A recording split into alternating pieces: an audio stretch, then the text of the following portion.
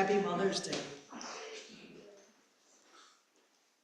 This is a power day for celebrating moms, grandmoms, and stepmoms, and anyone who has that role of caring and loving and being dedicated to helping a child grow up. And it doesn't end. Even when children are grown, many of us offer our grown children advice, whether they asked for it or not. We don't know where it comes from, but it just sort of pours forth and we can't make it stop. Adult children put up with us, fortunately. Today, I want to talk about mothering. Mothering as a form of healing, as a form of comforting and helping. And I want you to think about the ways that you mother yourself, the ways you mother others, and perhaps some ways that you can mother your mother still.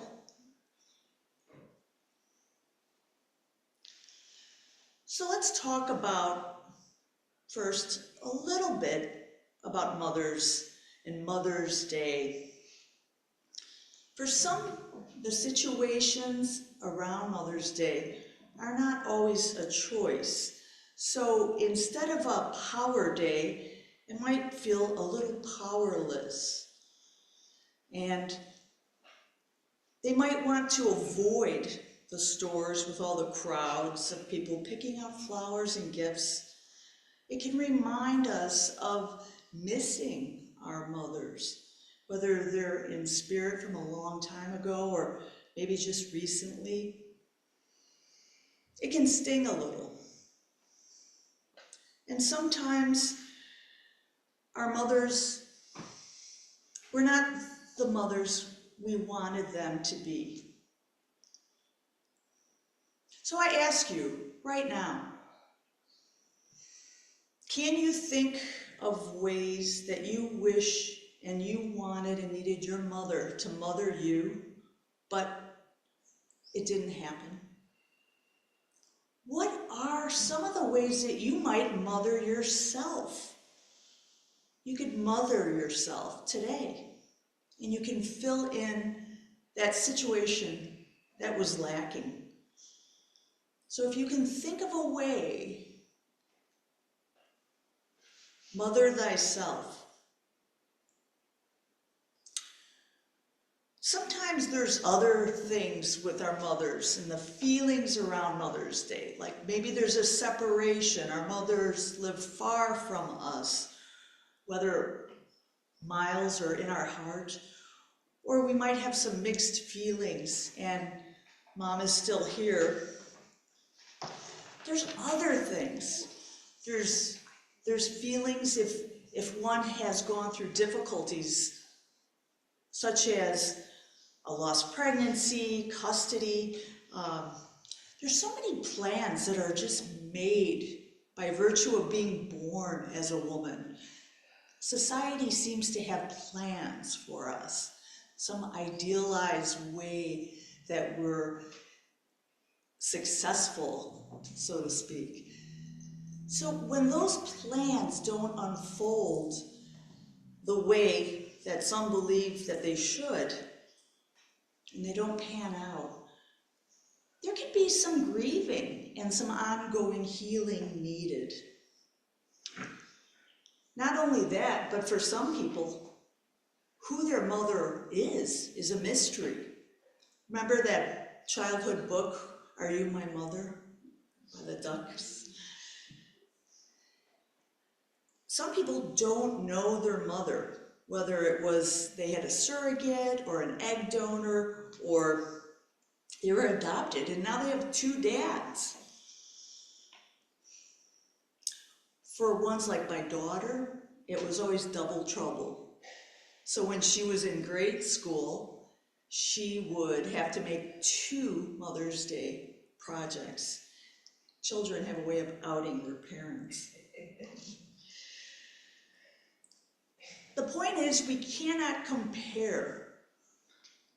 Everyone's experience is different this day, and everyone's idea of mothering. So it's not everyone's favorite day, and it doesn't have to be just so. And that's okay. Some of you might know the history of Mother's Day, but some of you might not, so here's a crash course.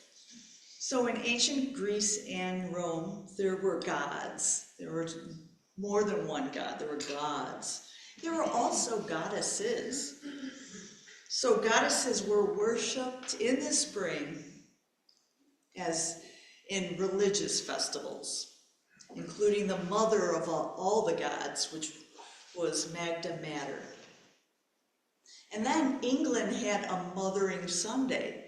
And on Mothering Sunday, if you were a servant and you lived with your employer, they would let you off of work so that you could visit your mother. Isn't that nice of them? Throughout Europe, the celebrations emerged and spread. There was, over time, something called Honoring Your Mother Church.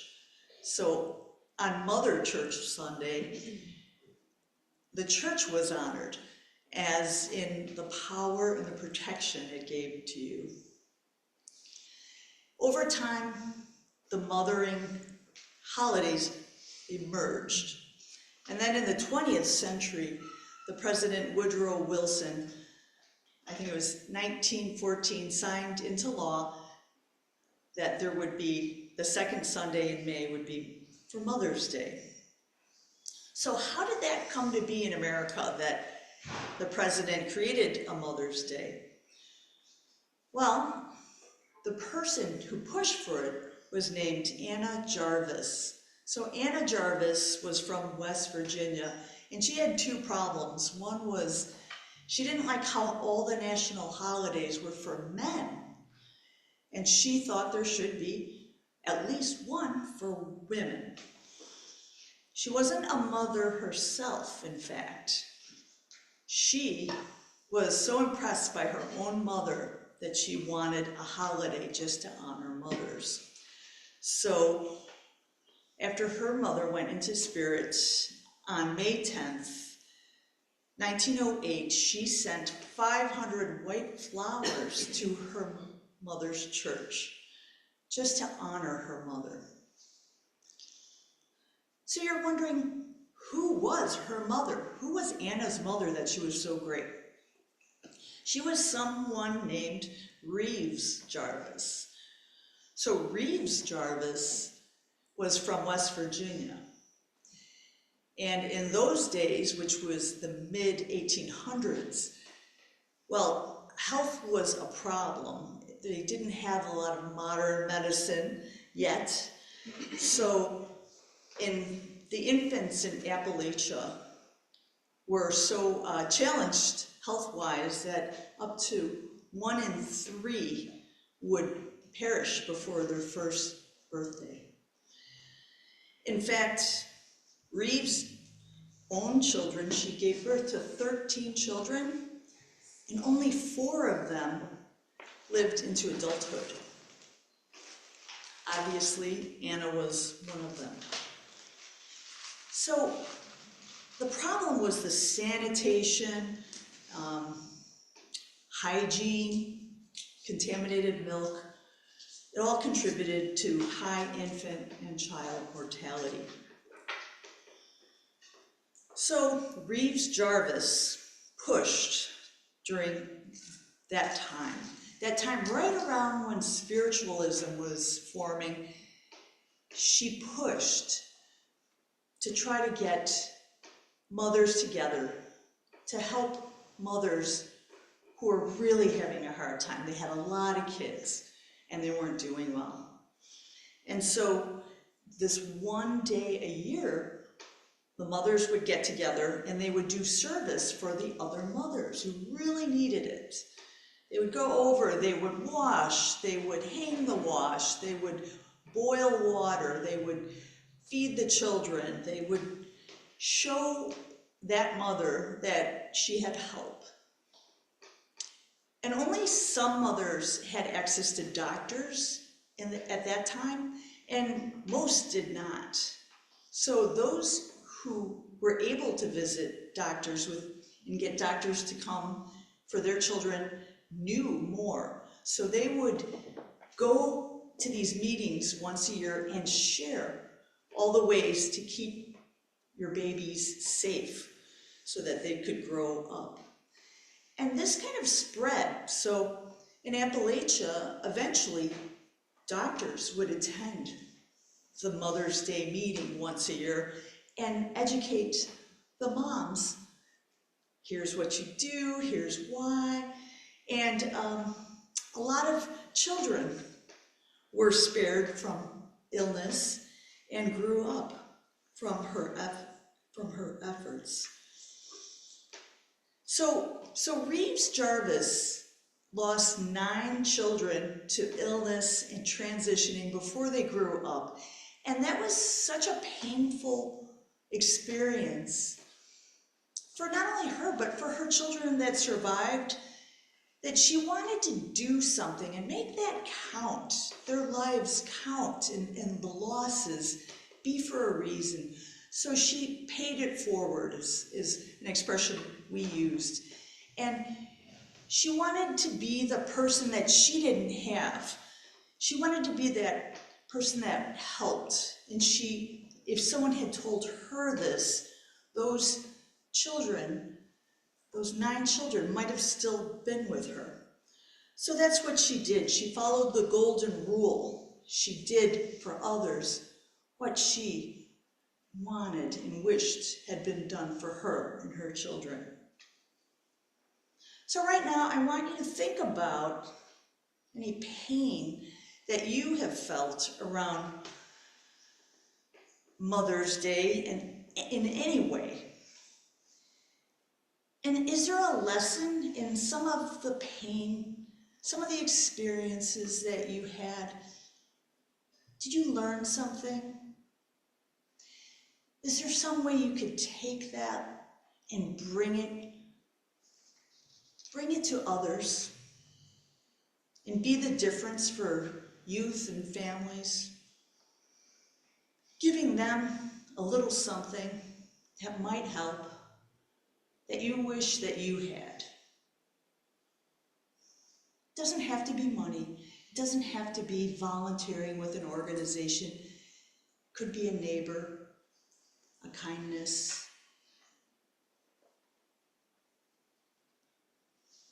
Only you have the answer.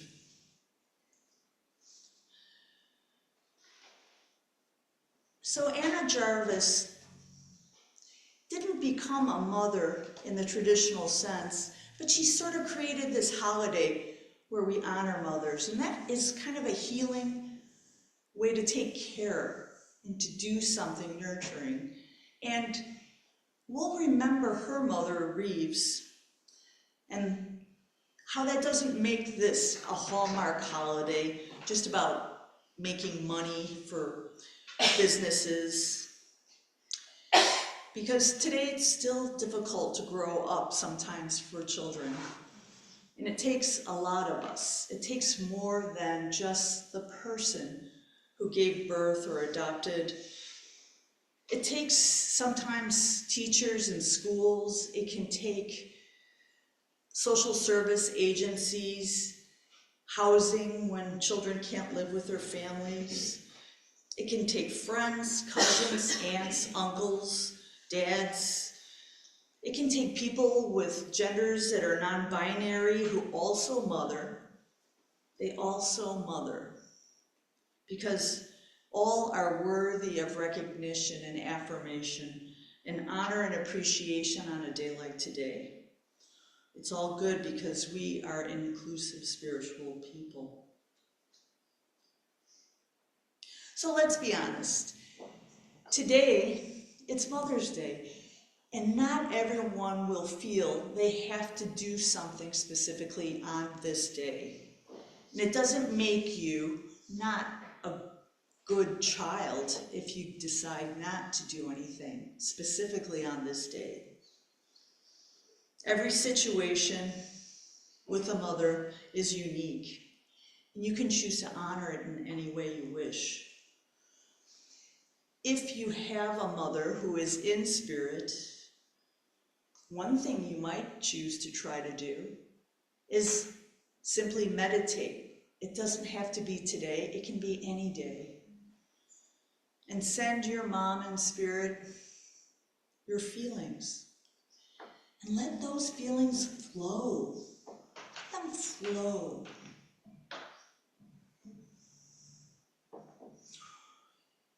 If your mom is still here on this earth, you can pick a random Tuesday. You can take her to lunch, or you can bring her lunch.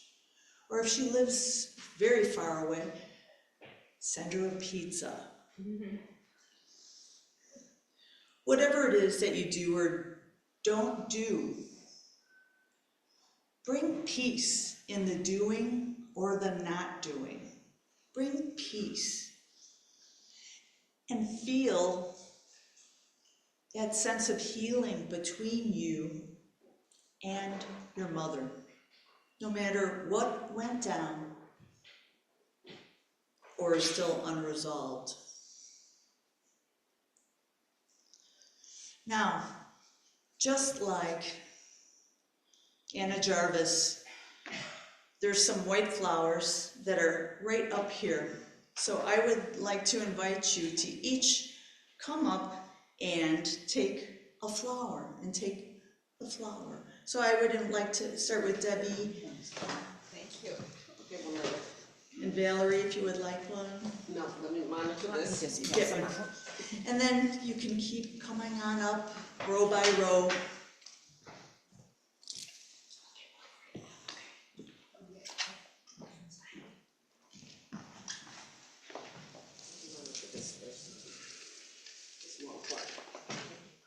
And this isn't a gender thing, so this is for everyone. Come on up, and Jesse, you can come on up. If you want, you don't have to. You can keep coming up.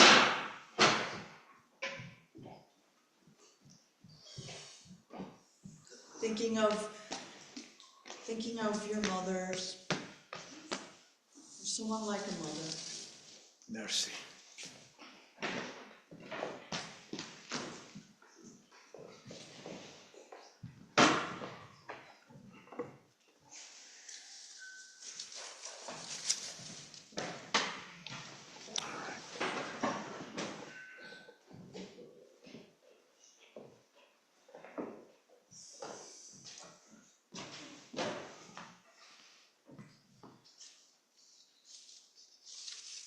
Thank you.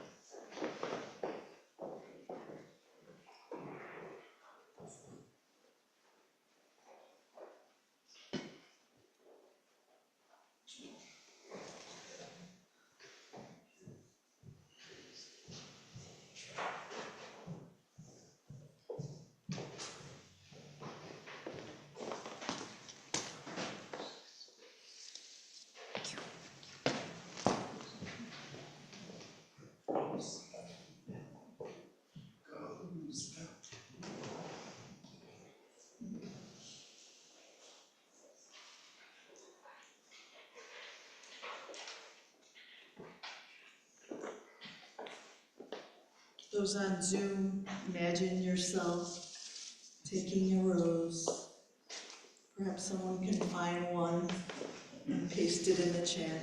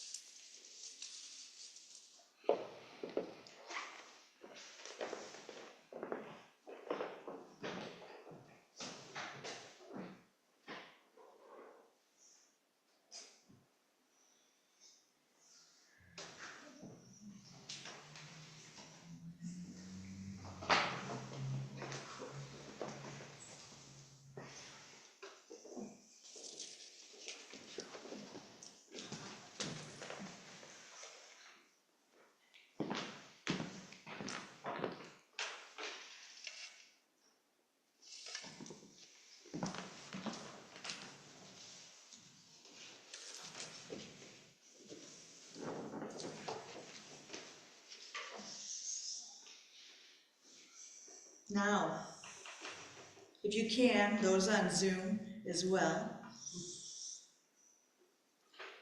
if you can, please, from your gentle place, holding your rose, I want you to please close your eyes.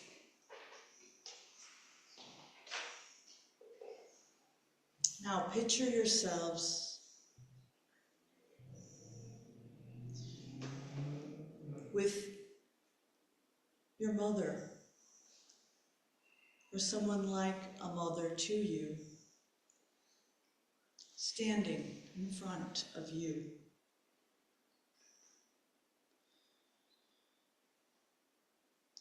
Now, from the most sincere, gentle place,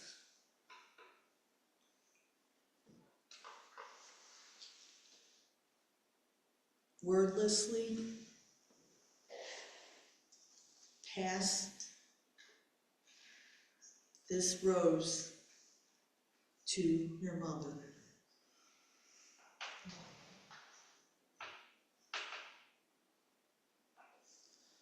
This gesture is honoring the life of your birth and this moment and her role in bringing you here.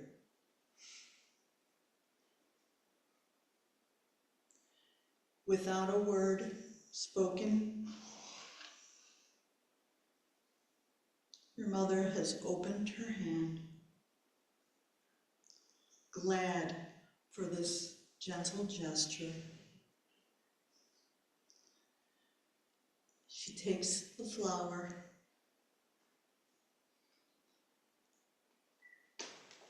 and as your eyes meet, she smiles.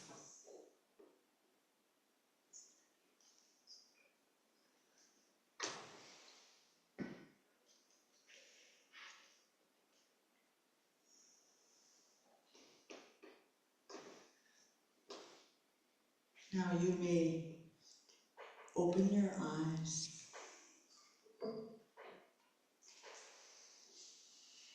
Thank you.